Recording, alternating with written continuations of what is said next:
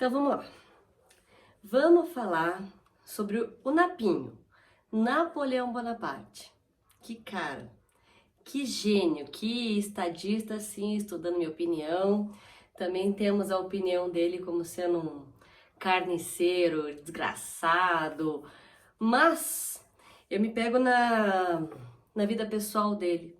Vou falar um pouquinho sobre isso antes de partir para os pontos chaves aí, né? Do governo dele, em especial o governo imperial, não desmerecendo o governo do consulado. Vamos primeiro entender que Napoleão, fazendo uma comparação que veio na cabeça agora, né? Nem francês era genuinamente, tipo Catarina Grande, assim, não era russa. Ele nasceu na Córcega, no dia 15 de agosto de 1769. Então a gente está aí 20 anos antes da Revolução Francesa. A Córcega, uma ilha do Mediterrâneo, que até 2 anos antes dele nascer, pertencia a Gênova. E os genoveses venderam para os franceses.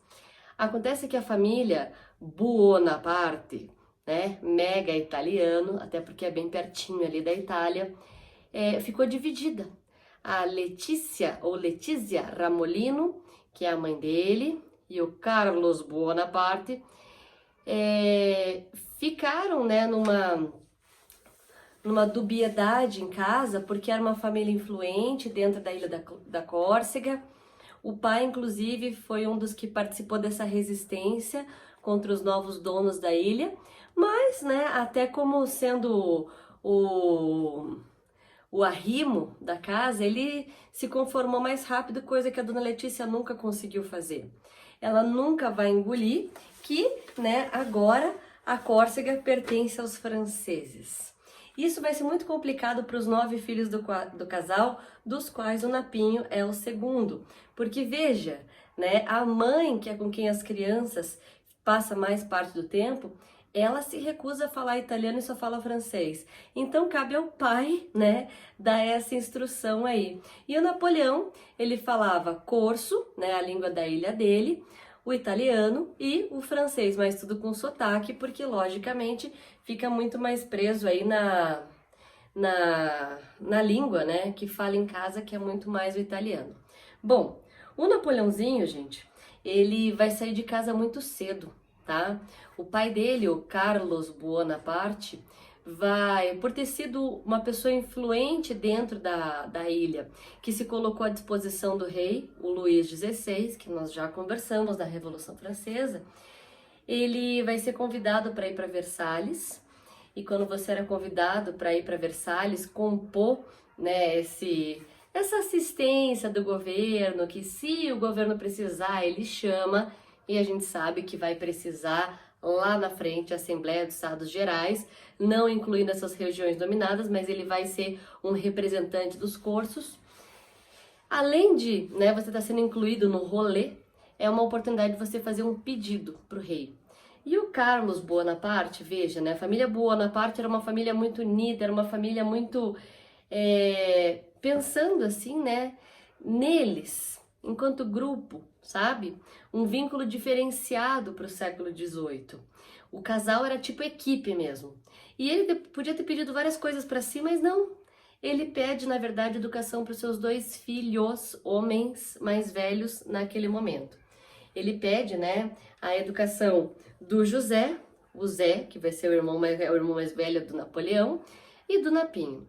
Eles vão para uma escola, gente, que é uma escola tipo uma escola básica francesa, na cidade de Autun, e o Napinho tinha 9 anos de idade e o Zé tinha 10. O Napinho, gente, veja, né, ele não era super, hiper, mega baixinho, isso é mais uma das lendas em cima do Napoleão para denegrir a imagem dele, né, muito foi feito pelos ingleses, os seus arqui-inimigos aí. Também não era o cara mais alto do mundo. Ele tinha ali 1,70 m, que para a estatura dos estadistas europeus não era lá uma coisa imponente, né? Era sempre um motivo de bullying, um motivo de desmerecimento e assim por diante. Tirando esse fato, né, quando ele era mais novo, sim, ele era mais baixinho do que os colegas. Ele tinha o nariz mais aquilino, aquele nariz bem italianinho, e a pele bronzeada, ele cresceu no meio do Mediterrâneo, e por mais que ele fale francês, ele fala francês com muito, muito, muito sotaque. Então o que acontece, né? Ele vai para uma escola onde você tem crianças da elite francesa, vai sofrer um bullying pesado, e lá, né, ele sempre em casa ouviu a mãe falar muito, mas muito mal dos franceses. E ficava naquela coisa assim meio difícil, porque o pai, né, não compartilhava daquela ideia e tentava amenizar, e a mãe falando mal. Quando ele chega lá e está convivendo com grande parte dos colegas sendo franceses, ele escreve para casa: mãe, eu odeio os franceses. Um dia, mãe, eu vou matar todos os franceses. E a mãe, isso aí, deu certo. Porque o Piá tava, né, sem amigos e não queria saber de ficar por lá. E ele sabia que aquilo era uma etapa, né, para o próximo passo. Como eu estou falando de educação no século XVIII, os pais definem o futuro dos filhos. Então é o pai que vai decidir a aptidão, ou nem aptidão, assim, a necessidade que a família tem de um filho seguir uma ou outra carreira. No caso do Napinho, que sempre foi mais nervosinho, muito meticuloso e todo metódico, certinho, a ideia era que ele seguisse a carreira militar, e o Zé, que era mais cuca fresca, né, e não muito assim empenhado, não dá para desmerecer ele totalmente, vamos colocar ele no primeiro estado, né? O primeiro estado também já estudamos aí, que era o clero, beleza. Em Outum, gente, ele tinha, né, 3 anos para estudar o básico da língua, da história, da geografia, tá? De tudo do francês. O Piá, lembre-se, ele tem 9 para 10 anos de idade, ele fez 10 anos ali. Em um ano, imagine uma criança com 10 anos de idade, tá? Como ele não tinha amigos e passava basicamente todo o tempo dele, ele tá bem longe de casa, né? Inclusive os finais de semana, estudando, ele ganhou maturidade muito cedo, né? A seriedade, o lado lúdico dele não desenvolveu-se ali. Daí que aconteceu? Ele escreveu uma carta de próprio punho para o diretor falando que ele já estava apto. Era tipo um vestibular, assim, para você sair do fundamental e ir para o médio, né? Que ele já queria fazer essa prova. Que ele não queria esperar, né, ele ter 12, 13 anos, que ele queria fazer ali com 10. Aquilo era surreal. E o diretor falou, beleza, vamos ver esse piazinho aí da ilha, né, esse curso fazer. O Piá fez, tirou notão. O Zé ficou lá, o Zé, né, reprovou, foi empurradinho e tal, aquela coisa toda. Beleza. O Napinho, gente, ele acelerou, ele deu aquela alavancada porque ele queria sair de Outum de qualquer maneira. Resultado, ele foi para Brienne. Em Brienne, que é uma escola militar, é um internato militar, ele amou. Ele amou porque ele gostava daquela coisa disciplinada. Ele gostava porque tinha aula de história militar. Ele gostava porque ele tinha o quarto dele, não era um quarto coletivo, não era bem um quarto, era uma cela. E, né, lá ele fez vários amigos porque tinha outros estrangeiros. Ele era francês, mas estava nessa complicação aí de nacionalidade até por entendimento próprio, né? Daí chega lá, né, nas primeiras matérias que ele vai ter, e é uma rotina puxadona, assim, que eles têm aula, né, como é integral, eles têm, assim, do tipo, por dia, pra vocês terem uma ideia, tá? Mais ou menos, às vezes tinha dias que eram 12 aulas, às vezes tinha um dia que era 10 aulas, daí tinha o momento da leitura, momento de fazer trabalho, momento de exercício, momento de limpeza, momento de culinária, momento de rezar, momento disso, enfim, né? Aquele cronograma pesadérrimo, assim. E ele, tá? Nas primeiras aulas, assim, já fez amigos, porque como eu disse, tinha outros estrangeiros, e ele era muito, como é que eu posso dizer? Não é metido, sabe? Ele era uma autoconfiança bem grande. E a mãe dele, né, contava muitas histórias de um general corso que defendeu, né, a Córcega contra os franceses, e esse general era amigo da família Bonaparte e tal, né? E ele ficava se achando, tipo, nossa, frequentou minha casa e tudo mais, né?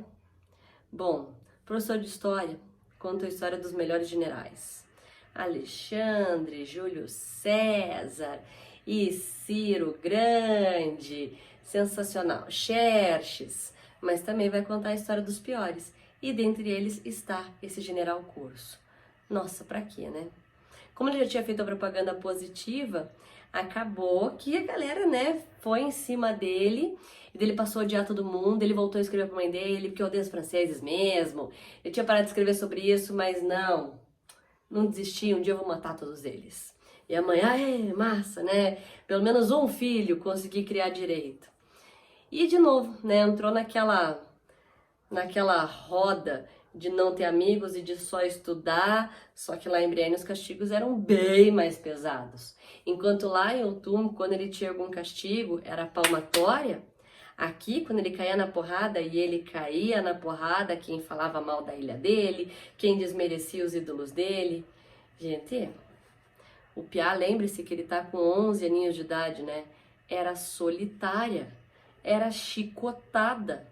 O Piá, com 12 anos de idade, teve vários momentos durante o ano letivo que ele foi chicotado por entrar, né, em confronto com os amigos e acabar aí tendo que aprender na base da violência como era a educação antigamente. Ele estudou. Daí, ele vai fazer a mesma coisa que ele fez em Outubro, ele vai fazer em Brienne. Ele vai escrever uma carta, né, pro diretor da escola, exigindo que ele faça a prova antes. Dê vestibular de verdade, tipo um vestibularita, assim, pra ele ir pra academia militar, né? Como ele já tinha esse passado aí, né, essa história de sucesso, eles nem estranharam e deixaram. Bom, deixaram ele fazer a prova, tá? Ele tava com 13 anos de idade, estudou por conta, passou novamente nessa prova, um cara autodidata, um cara muito focado, né, nos anseios dele, só que, como ele tá indo para um nível superior de ensino em uma academia militar, não é do tipo só receber a nota, né? Ele vai passar por uma entrevista com um superintendente das academias militares da França, que era o Chevalier du Cralho. O Chevalier du Cralho foi até lá para conhecer esse menino prodígio, né? Poxa vida, ele deveria ter ficado lá em Brienne no mínimo 4 anos, e o Piá, em metade disso, fez a prova, passou, se antecipou, matérias, né, que não teve professor, foi por conta própria. Beleza, fez a entrevista. E o Chevalier do Cralho escreveu lá que ele era um menino impressionante, que era uma coisa assim, nossa, surreal mesmo. Mas ele estava reprovado. Ele estava reprovado porque ele não atendia aos padrões físicos. Ele era muito franzino, muito magrinho, ainda não tinha atingido a estatura, ó, o bullying aí, né? Que ele deveria ter e tal, e que a composição física dele ainda precisava ali ser, né, melhorada. Putz, que golpe. E assim, né? Isso vai se repetir, né? Eu tô falando aqui de quase começando ali a Revolução Francesa, final do século XVIII, só que assim, século XIX, começo do século XX, em todas as universidades europeias. Ele queria ingressar na universidade, ele acabou de fechar o ensino médio, tá? Isso vai se repetir lá na história de Hitler, por exemplo. Você tem 2 chances para entrar e ele quis gastar uma ficha, tá? Foi avisado para ele, você vai querer mesmo queimar uma chance agora, queimar uma vida agora? Vou. Passou, mas não passou, né? O superintendente lá não deixou ele passar.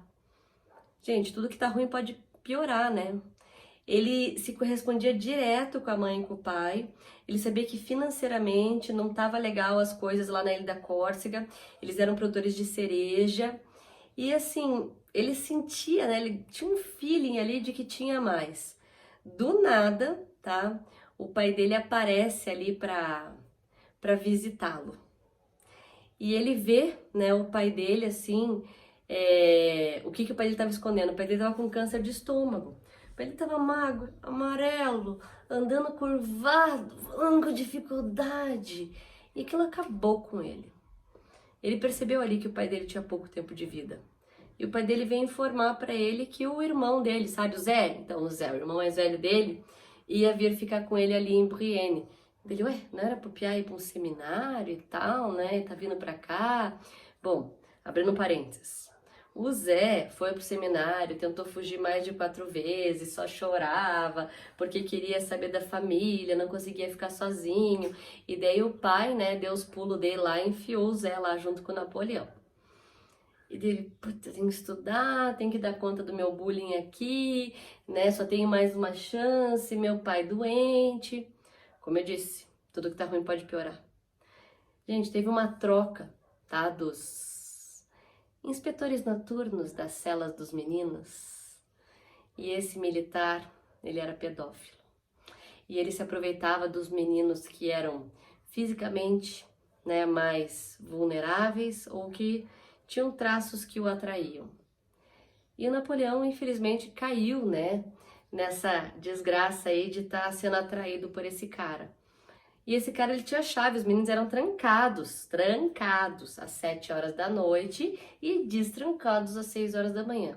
Bom, quando o cara aparecia de madrugada na cela do Napoleão, tinha 4 metros quadrados, Napoleão tacava o pinico, tacava a bacia, gritava, esperneava e tal.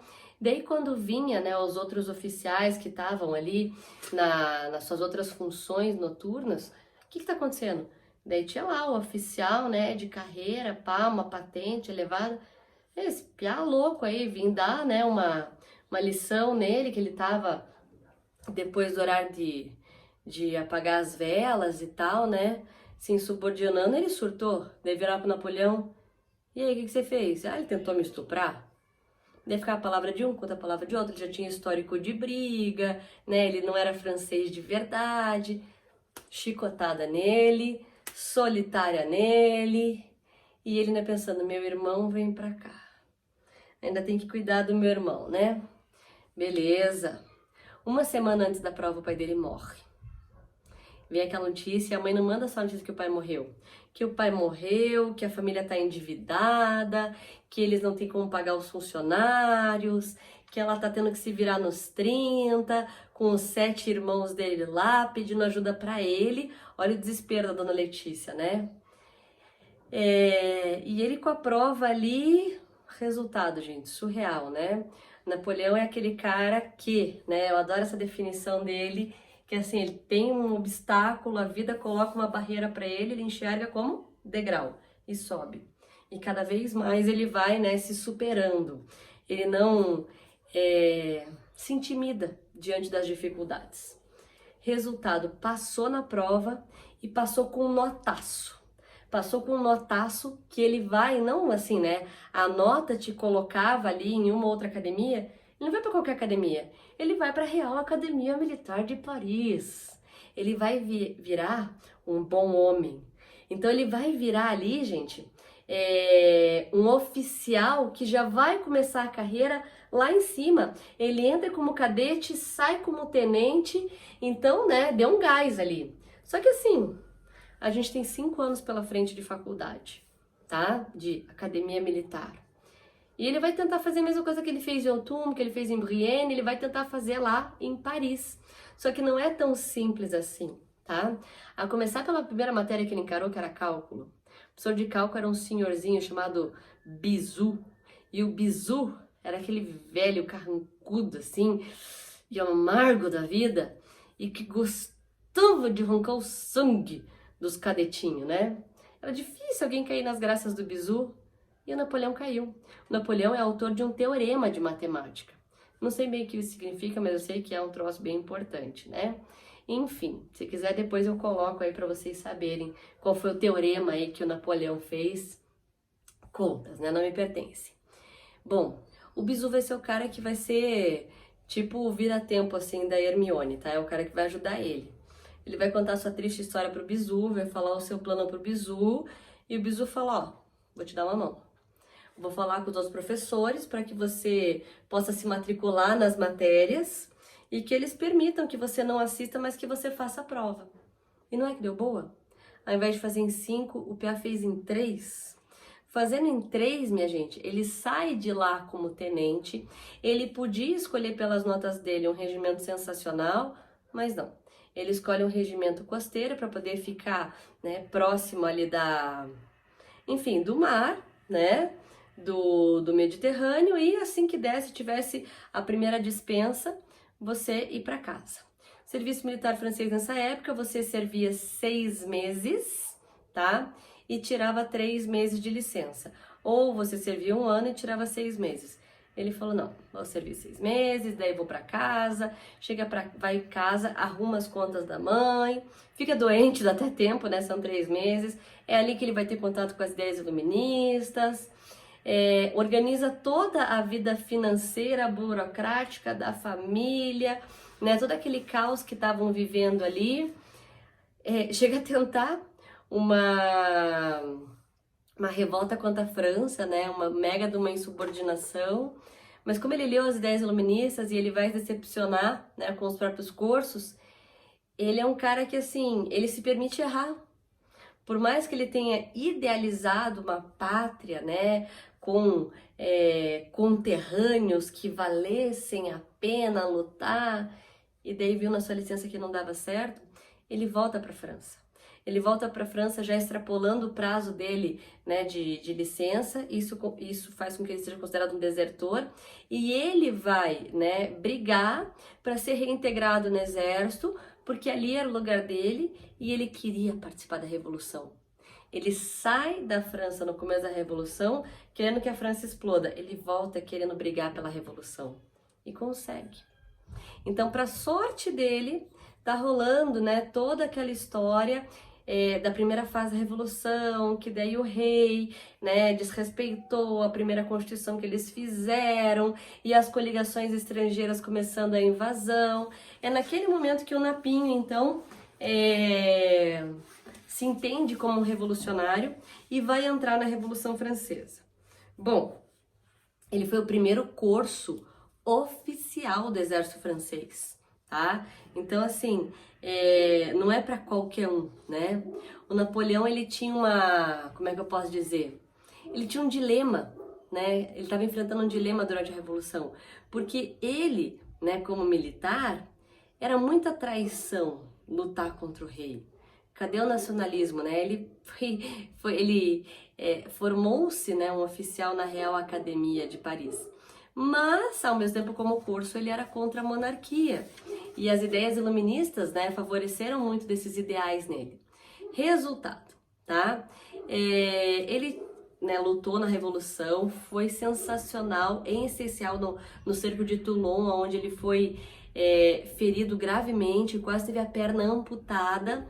E essas glórias militares, como em toda a história, desde lá da Roma Antiga, glórias militares são o caminho, tá, para uma escalada política. E ele, então, né, vai ficando cada vez mais famoso, cada vez mais conhecido. E é neste momento que começa o terror de Robespierre. Ele estava, né, fora da França durante o terror, para sorte dele, tá? Ele estava lá na Itália comandando tropas francesas em território italiano. E quando o terror acaba, ele foi acusado de ser robespierriano, porque o Robespierre tentou colocar ele junto naquele comitê de salvação pública. E ele não aceitou. Mas, de novo, ficou a palavra dele contra a palavra ali de girondinos, para sorte dele, tá? Um dos 5 diretores, né? Porque vem na sequência aí do terror o diretório, depois da reação termidoriana, né? Um dos 5 diretores enxerga nele ali um potencial, e é esse diretor que vai colocar ele como general. Gente, com 24 anos o cara era general de brigada, tá? Ele era responsável pela artilharia francesa, primeiro na Itália, e agora ele é general que comanda todas as tropas contra as coalizões.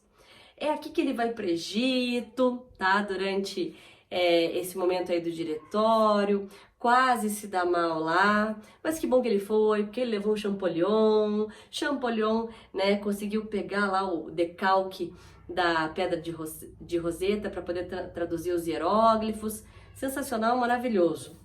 Bom, só que ele, né, essas batalhas todas que ele tá saindo vitorioso, estão fazendo com que ele adquira cada vez mais e mais e mais e mais prestígio, mais e mais fama. E às vezes o brilho de um ofusca dos outros. E o brilho dele faz com que ele enxergue que ele tem luz própria. E os diretores, muita corrupção, muita usurpação do poder. Ele tenta questionar, ele tenta, né, fazer uma moldagem ali das coisas e vão tentar assassiná-lo. Quando tentam assassiná-lo, tá? Ele vai dar o famoso golpe 18 brumário, já que é para usar a força, isso é um anjo, e assume como cônsul. Quando ele assume como cônsul, veja, né? Ele ganha o título de protetor da República. Ele ganha o título de protetor da República e já consegue, na primeira Constituição, né, desta fase, que ainda é uma república, a Constituição de 1799, ser o primeiro cônsul. O primeiro cônsul, tá? Os cônsules tinham mandato de 10 anos, mas ele tem poderes acima dos outros dois. Então eram 3 cônsules, ele era o primeiro, 10 anos, você acha que é o suficiente? Não. Não, porque se ele continua tendo destaque, ele vai derrotar, pelo amor de Deus, na Batalha de Marengo, tá? Os austríacos, que eram os arqui-inimigos da França, a gente sabe disso, que teve aquela tentativa, né, de casar a Maria Antonieta para ver se o ranço diminuía, mas o ranço continuou. E o Napoleão, ele sabe usar muito bem, tá, as suas oportunidades. Ele é um cara de ação, ele não é um político de gabinete, ele tem vários problemas para serem resolvidos, enquanto alguns enxergam a crise como sendo um momento, né, prejudicial para se governar, ele enxerga como providencial. Por quê? É a hora de mostrar serviço. Ele cria o primeiro banco da França, ele cria a primeira moeda, né? Porque ainda estava aquela moeda revolucionária que era o assinhar. Ele vai fazer subsídio para a indústria, que começa a Revolução Industrial Francesa. Ele também vai reorganizar a produção agrícola, que estava um caos. E dentre todas essas medidas aí, a mais importante de todas, né, foi a concordata com a igreja. Veja, lá na Revolução, né, foi cortada relações aí com a Igreja Católica e ele faz essa concordata. Essa concordata, gente, vai estabelecer que, né, a igreja nunca vai poder requerer os territórios que foram confiscados. Sensacional! A igreja vai ter que aceitar oficialmente que ela tem uma alçada diminuída dentro do governo francês. Sensacional! E não é só com a igreja que ele faz uma concordata, é com todos os inimigos que já estavam ali, né, há 4 coalizões tentando invadir a França, que vai ser a paz de Amiens. Só com a Inglaterra ali que vai ser uma paz condicionada, né, e temporária, desculpa. Com tudo isso que ele fez, ele não é besta. Ele vai lá e faz um plebiscito, o primeiro dos 3 que ele fez, e o único que ele não fraudou, tudo bem, nos outros ele fraudou, aonde ele pergunta se ele, com tudo isso que ele fez, ele não deveria ser cônsul vitalício. E daí a gente tem uma aprovação, né, genuína, verídica, de que os franceses, isso aí, Napoleão. Na sequência, a gente vai ter a venda da Louisiana para os Estados Unidos, porque ainda estamos em crise, é necessário dinheiro, resolver o problema da crise com o empréstimo, tapar o sol com a peneira, não vai dar bom. E quando chegou o ano de 1804, vem a sua obra-prima, que é o Código Civil Napoleônico.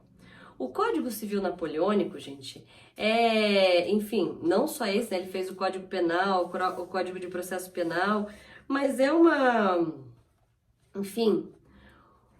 obra que a gente pode falar que é dele, tá? Que inspira até hoje, inclusive já caiu na Federal isso, toda a organização jurídica ocidental. É ali que ele ultra formaliza os ideais burgueses da Revolução, porque ele vai dar uma proteção extra para a propriedade privada, equiparando ela como um direito natural, imprescritível inalienável, igual a vida. É ali que ele vai sufocar os movimentos operários. Falei que está começando a Revolução Industrial, não permite greves, tá? Inclusive ele é muito vidrado nessa coisa de, né, de trabalho, das pessoas fazerem o seu máximo, porque querendo ou não, um pouquinho que eu falei dele, já sabe que ele fez o máximo. Ele é o cara que vai aparecer na história com a carteira de trabalho, que é uma forma de você controlar e ao mesmo tempo combater a vadiagem. Ele vai dar direito para as mulheres, calma, né? Não é tanto assim, eu tô em 1804, mas o direito de divórcio, pelo menos isso, tá? Mas tem censura na imprensa, tem o voto secreto, então é muito complexo, né? Muito contraditório, ele é liberal e absolutista ao mesmo tempo. Falando em absolutismo, né? Por mais que na prática isso esteja acontecendo, no mesmo ano, em 1804, também via plebiscito, ele consegue transformar o seu cargo, que já era vitalício, em hereditário. Então é aqui que ele se torna imperador pelo plebiscito, fraudado. Nunca saberemos se foi total a opinião dos franceses. Só que não basta um plebiscito para que essa mega mudança ocorra. Além disso, uma Constituição vai ser feita, a Constituição Imperial ou a Constituição do ano 12, que estava rolando lá o calendário revolucionário. Então, é um império constitucional. Tudo bem que são leis favoráveis a ele e quase que ditadas assim por ele, mas tem leis, né? E a maior legitimação desse império vem por parte da igreja. Ele vai fazer o Papa, sagrá-lo, na Catedral de Notre-Dame. Também fugindo, né, já que ele está começando uma história nova, completamente nova. Os reis franceses, eles eram coroados na Catedral de Reims, e ele fala, não, eu não sou um rei, né, eu sou o protetor dos franceses. Por isso que ele é coroado em Notre-Dame, tá? No dia 2 de dezembro de 1804. Quase que não chegou lá, sofreu um atentado a caminho da catedral, feito pelo irmão do Luís XVI, que não teve sucesso. Tem algumas pessoas que eram para existir na história, né? E o Papa Pio VII vai ser o cara que, né, vai levar aquele tapa de luva na frente de todo o público que estava vendo ali, quando ele sim se autocoroou. Bom, o Napoleão, gente, depois, né, de tornar-se imperador de forma legítima, porque teve a sagração pelo Papa. Isso faz com que as outras nações, né, não tenham nem como questionar a veracidade ali do poder dele. Ele vai entrar em conflito com os ingleses, tá? Teve uma rixa pessoal aí, de um exposed, de uma carta, né, da vida privada, da vida matrimonial dele, que ele se casou com a Leopoldina de Beauharnais. Mas em especial a questão econômica, né? Ele querendo desbancar a Inglaterra como sendo a potência hegemônica. E não dava tempo, né? Ele tomou as medidas, vamos dizer, burocráticas, econômicas, mas o tempo é uma coisa que não tem como ele controlar. Então vai ser na base da porrada. Só que a Inglaterra é uma ilha, daí o que vai acontecer? Batalha de Trafalgar em 1805. Aonde ele vai perder, mas vai perder feio, aonde ele vai levar uma surra dos ingleses.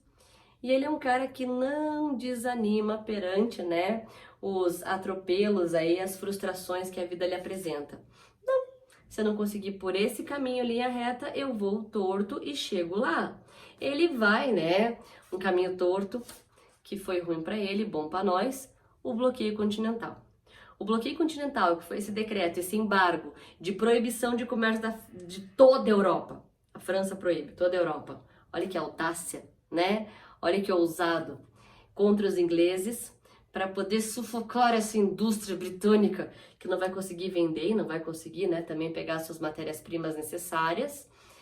Foi um passo bem grande, assim, né? Bem, a gente pode dizer até desesperador da parte dele.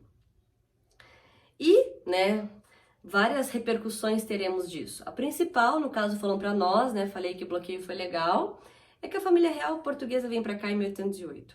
Isso foi legal porque vai dar um gás da nossa independência que acontece 13 anos depois. Mas assim, pro resto da história, quando você, né, de longe, nós observadores agora, século XXI, olhando no século XIX, fica fácil falar. Foi ruim para Napoleão, mas foi legal para a história. Por quê? A Inglaterra, tendo esse bloqueio da Europa, então tá difícil aqui, lógico, ela não vai se conformar e não vai fazer nada. Ela vai oferecer escolta, ela vai ficar instigando contrabando, né, fazendo promoções ali muito sedutoras, mas ela vai focar muito no comércio com a América. E isso vai favorecer, né, primeiro, que ela comece a pressionar pelo fim do tráfico negreiro, pelo fim da escravidão, porque ela quer mais mercado consumidor. E, já que estamos falando desse fim daqui, fim dali, fim de pacto colonial. Não por um acaso que no século XIX vão pipocar de independências na América. Nós, inclusive, a América Espanhola, né?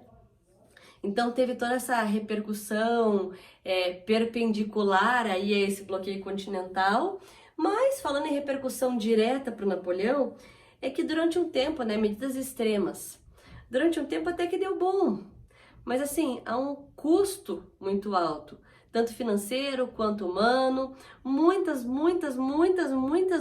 guerras. Até que a Rússia, como a gente sabe, em 1811, né, quebra o bloqueio e daí o Napoleãozinho faz o Grande Armée, 600 mil homens para invadir a Rússia e vai ser surpreendido pela tática da terra arrasada. E quem volta arrasado é ele. Ele volta com menos de 100 mil homens para casa. Volta com menos de 100 mil homens para casa, tá? E sofrendo essa derrota absurda, né? Humilhante ali, ele vai ter que se sujeitar. Vai ter que se sujeitar ao Tratado de Fontainebleau. Nesse tratado, eu falo me sujeitar, mas tratadinho bacana com ele. Porque ele era um inimigo de respeito. Poxa, ele, né, continua com o título de imperador da ilha, que ele vai ser exilado, que é a Ilha de Elba. Continua com o título de general, de 100 homens na Ilha de Elba. Mas ele tem pensão, recebe visita. Mas é o Napoleão, né? É o Napoleão e isso não é o suficiente para ele.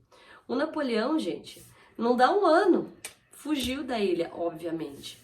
Fugiu da ilha e não fugiu para desaparecer, não fugiu para evaporar do mapa. Não, ele fugiu e voltou para a França.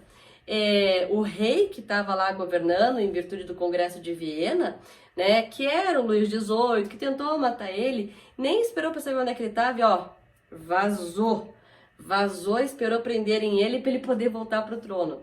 Então ele teve mais, né, 3 meses de glória. Ele voltou para governar por 90 dias. Basicamente, né, o governo dos 100 dias, mas vamos dizer que teve alguns perrengues aí. Até que ele foi finalmente derrotado na Batalha de Waterloo. E daí exilado até o final da vida, que não está muito longe, né, de 1815, vai acontecer ali em 1821, no seu segundo exílio e último, que é na ilha de Santa Helena. Lá ele adoece, lá ele morre, lá ele vai ter autópsia, lá ele vai ser enterrado. E só, né, retornará para casa quando o sobrinho dele, lá em 1854, então veja, né, 3 décadas se passaram, volta com os restos mortais dele, que surreal, estava inteiro, e coloca ele no Mausoléu dos Invalides, aonde ele está hoje. Tentei resumir, mas é difícil falar pouco de um cara que tem tanto para ser falado. Beleza? Beijo para vocês. Tchau.